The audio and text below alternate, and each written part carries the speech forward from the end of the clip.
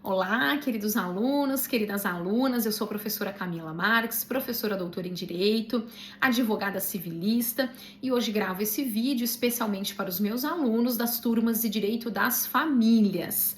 Vamos revisar os principais tópicos da aula de constitucionalização do direito das famílias. Vamos lá então, pessoal?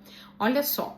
Hoje nós temos um modelo, como eu já disse em sala de aula, igualitário da família constitucionalizada contemporânea, em contraposição àquele antigo modelo autoritário do Código Civil anterior, lá atrás, o Código Civil de 16, antes do de 2002. E hoje nós temos algumas disposições importantíssimas na Constituição a respeito do direito das famílias, que estão localizadas nos artigos 226 a 230 da Constituição da República de 1988. E claro, na Constituição de 88, assim como em outras constituições modernas, enfim, contemporâneas, nós temos ali uma preferência para legislar explicitamente sobre o casamento, a entidade matrimonial. E os novos arranjos familiares, normalmente, eles são reconhecidos, infelizmente, de forma implícita na Constituição e não de forma explícita. Então, hoje nós temos 3 entidades familiares que são reconhecidas de forma explícita, expressa na Constituição. São elas: entidade matrimonial, o casamento, a união estável e também a família monoparental. As demais entidades familiares são entidades reconhecidas de forma implícita, por interpretação, principalmente tendo em vista, como dissemos no vídeo passado de revisão, o princípio da dignidade da pessoa humana e a repersonalização do direito das famílias. Lembrando, pessoal, que esses novos arranjos familiares têm sido reconhecidos via judiciário e não via legislativo. Até porque, como dissemos na aula passada, o legislativo tem esse eleitorado tão heterogêneo e acaba, por vezes, não reconhecendo os direitos fundamentais, não acompanhando, então, como deveria, essas novas transformações sociais. Esse papel, então, acaba sendo transferido para o Poder Judiciário, que, ainda bem, reconhece esses novos arranjos familiares, como foi o caso da ADI 4277, julgada em 2011, já há bastante tempo, que reconheceu as entidades, as uniões homoafetivas. Então, reconheceu outras entidades familiares, outros arranjos familiares. E claro, nós sempre tivemos a existência de uniões homoafetivas, então é como eu brinco com os meus alunos, porque o direito está sempre correndo atrasado em relação aos fatos, deveria, obviamente, ter reconhecido muito antes de 2011. De todo modo, pessoal, prosseguindo aqui no nosso conteúdo a respeito da constitucionalização do direito das famílias, nós temos que ter em mente que a legislação de família que regulamenta as questões familiares, ela tem avançado em muitos países desde o século XX, Não foi diferente também com a nossa Constituição de 88, com o Código Civil de 2002 e principalmente com esse papel tão importante que o Judiciário tem exercido.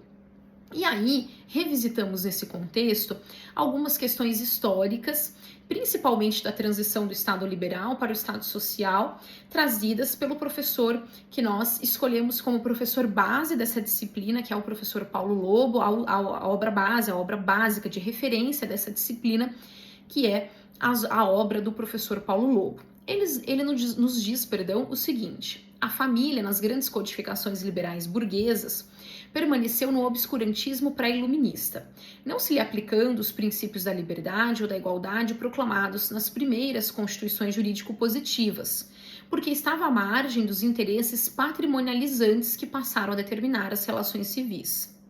A posição jurídica subalterna da mulher nas codificações liberais está bem retratada na frase famosa pronunciada por Napoleão, intervindo na comissão que elaborou o Código Civil francês de 1804 para destacar o poder marital. Abrem aspas, o marido deve poder dizer: senhora, você me pertence de corpo e alma, você não sai, não vai ao teatro, não vai a essa ou aquela pessoa sem o meu consentimento, fecham aspas. Então vejam, a mulher nessas constituições liberais, na contramão de todo aquele reconhecimento, né, de liberdade, de igualdade, etc., ela ainda é submetida ao poder marital, assim como os filhos. Então, é claro que a legislação mais recente é que trouxe os avanços em relação ao direito das famílias. E nós temos essa transição do Estado liberal para o Estado social, assim, em relação ao direito das famílias, assim preceituada pelo mesmo autor.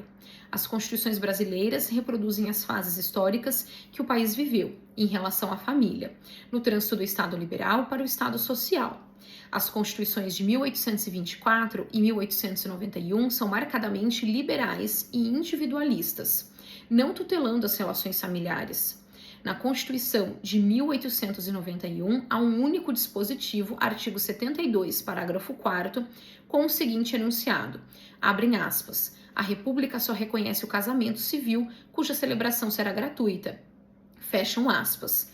Compreende-se a exclusividade do casamento civil, pois os republicanos desejavam concretizar a política de secularização da vida privada, mantida sob o controle da Igreja Oficial e do direito canônico durante a colônia e o Império.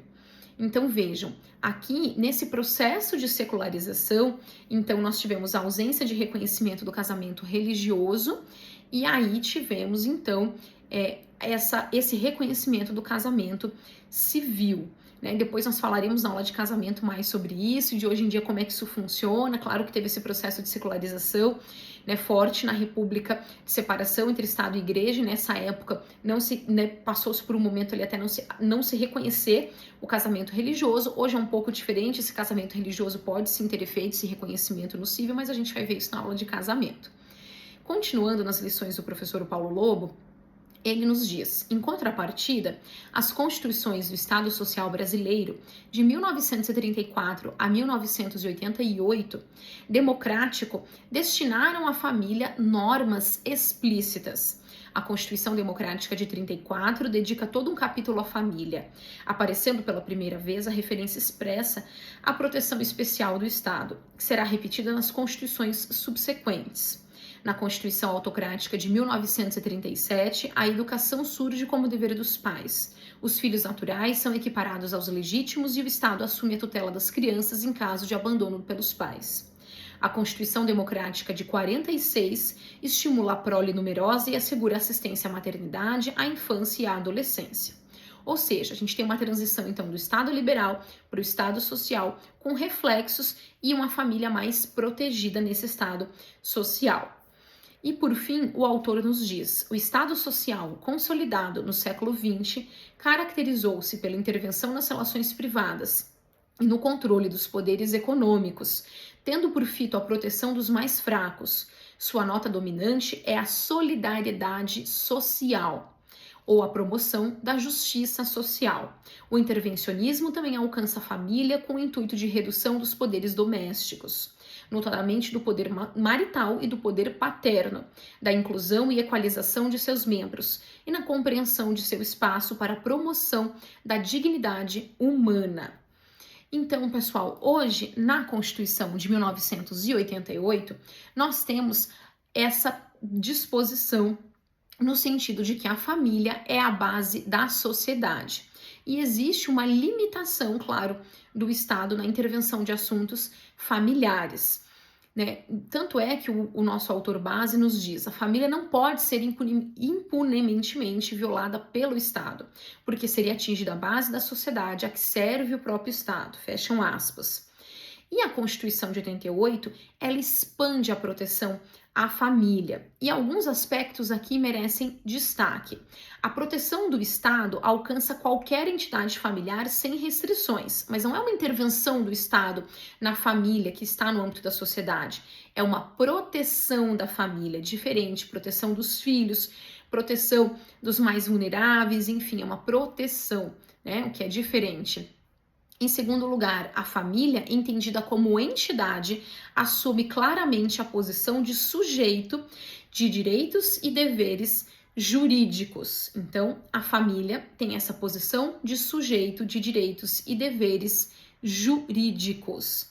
e todos os membros da família são sujeitos de direitos, como falamos na aula passada. Não temos mais poder marital, pátrio poder, nada disso, né? A mulher, os filhos também todos são sujeitos de direitos. Além disso, como terceiro aspecto, os interesses das pessoas humanas integrantes da família recebem primazia sobre os interesses patrimonializantes. Aquilo que nós falamos na aula passada. A família hoje tem essa função de encontro, essa função de comunhão de vida afetiva e não mais aquela função patrimonializante ou só para uma função econômica, de trabalho braçal, de quanto mais filhos melhores para trabalharem no campo, nada disso. Hoje a família tem uma função diferente. Quarto aspecto, a natureza socioafetiva da filiação torna-se gênero abrangente das espécies biológica e não biológica, ou seja, incluímos a proteção socioafetiva da filiação, essa proteção de filhos não biológicos, maior igualdade entre os filhos. Consuma-se a igualdade entre os gêneros e entre os filhos. Essa é a disposição mais importante, o aspecto mais importante, esse quinto aspecto, né? A igualdade entre os gêneros, né? Homem e mulher, enfim, etc. E, claro, aqui também todos os novos arranjos familiares e entre os filhos. Igualdade na família, não tem mais o poder marital ou pátrio poder. Sexto aspecto, reafirma-se a liberdade de constituir, manter e extinguir a entidade familiar, ou seja, de se ter o divórcio, por exemplo, e a liberdade de planejamento familiar sem imposição estatal. E G, né, aí o nosso último aspecto, a família configura-se no espaço de realização pessoal e da dignidade humana de seus membros, que aqui nós já tratamos e falamos bastante no vídeo passado. Então, esses são os principais aspectos que traz a Constituição de 1988. E, além disso, nós temos princípios constitucionais que norteiam a interpretação das normas do direito das famílias. Esse é o fenômeno de constitucionalização do direito das famílias. E, diante disso, é importante nós verificarmos os objetivos da República prescritos no artigo 3º da Constituição de 88, que também norteiam o direito das famílias.